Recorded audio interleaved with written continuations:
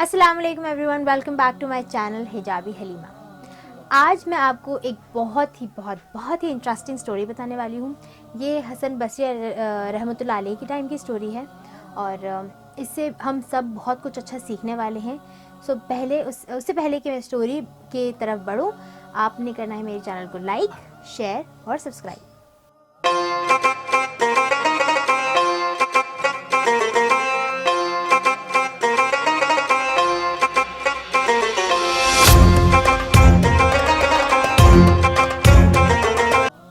اچھا جی، تو یہ سٹوری ہے حسن بصری رحمۃ اللہ علیہ کے وقت ہی۔ ان کی ایک شاگردہ تھی، تو ان کو ایک اولاد تھی اور وہ شاگردہ جو ہے نا وہ بہت ہی پاکزاد عبادت گزار تھی۔ تو ان کو اللہ پاک نے ایک اولاد دی اور ان کے جو اولاد ہوئی یعنی کہ ایک بیٹا ہوا اور اس کے کچھ سالوں بعد ہی ان کے شوہر کا انتقال ہو گیا۔ تو بیوی نے یہ ڈیسائیڈ کر لیا کہ میرے پاس اتنا تو دولت ہے کہ میں اپنی زندگی گزر کر سکتی ہوں، تو مجھے ان کو دوسرا نکاح کرنے کی ضرورت نہیں تھی۔ انہوں نے اپنے بچوں کو بھی، اپنے بیٹے کو بھی وہی تربیت دینی شروع کری، اسلام کے حقوق بتائے اور اچھا ایک ان کو نصیحت دی۔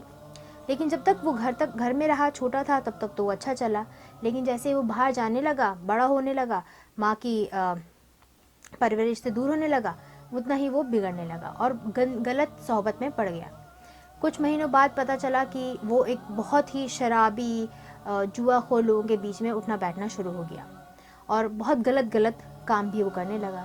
جب بیوی کو یہ بات پتہ چلی، انہوں نے اپنے بیٹے کے بارے میں حسن بصری رحمۃ اللہ علیہ کو بتایا کہ آپ ان کے لیے دعا کریں کہ وہ سدھر جائے، آپ ان کو سمجھائیے۔ تو حسن بصری اس کے پاس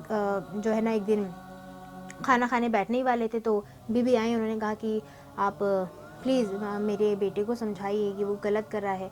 تو انہوں نے اس کو کافی کوشش کری کہ وہ ان کو سمجھائے کہ وہ غلط کر رہا ہے، کہ اس طرح سے نہ کرنا چاہیے، یہ اللہ کے نزدیک بھی حرام ہے، یہ گناہ ہے، یہ گناہ کبیرہ ہے، لیکن وہ نہیں سمجھا۔ تو جب انہوں نے کئی بار سمجھایا اور انہوں نے یہ چیز دیکھ لی کہ اس کی جو ہے نا دل پہ مہر لگ گئی ہے، وہ نہیں بدل رہا ہے، تو انہوں نے اس کو اس کے حال پر چھوڑ دیا۔ کچھ مہینوں بعد اچانک اس کی حالت اس طرح بگڑ گئی کہ وہ بستر میں پڑ گیا۔ ان کی ماں نے اس کی خدمت کری، لیکن جب ایک وقت آیا کہ اب ان کو لگ رہا تھا کہ اب ان کی روح نکل جائے گی، تو ان کے بیٹے نے بولا کہ ماں آپ کچھ نہیں کرنا، میں تو اب چلا ہی جاؤں گا، تو آپ بس اتنا کہنا کہ حسن بصری جو ہے نا وہ میری نماز جنازہ پڑھ دیں۔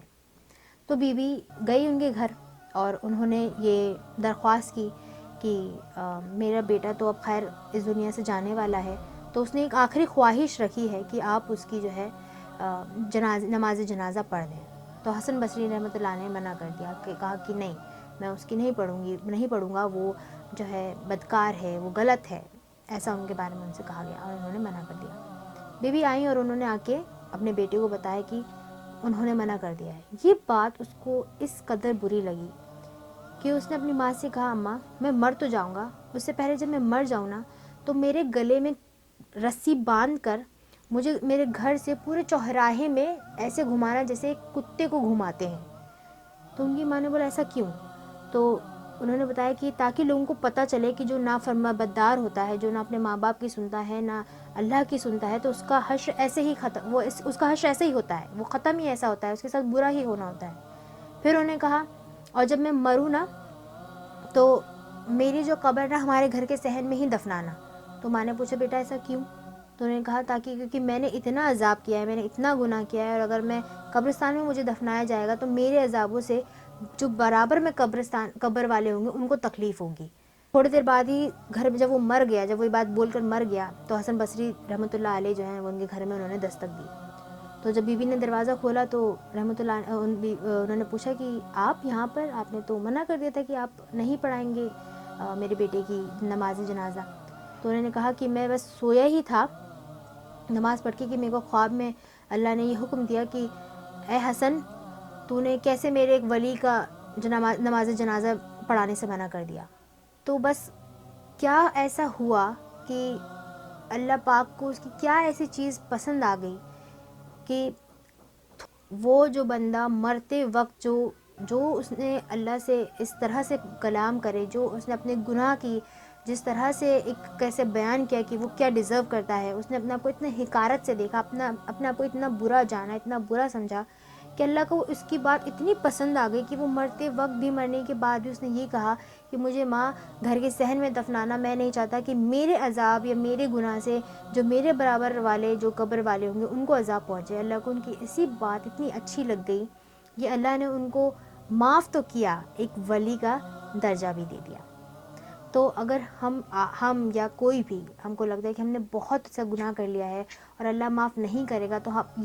اب یہ صرف یہ نہیں سوچ رہے ہیں کہ آپ کا گناہ معاف نہیں کریں گے، آپ اللہ کے رحیم ہونے پر، رحمان ہونے پر، اس کے کریم ہونے پر، اس کے غفور ہونے پر آپ اس پہ شک کر رہے ہیں۔ وہ اتنا عظیم ہے، وہ اب قرآن میں پہلے ہی فرما چکا ہے کہ اگر آپ کے گناہ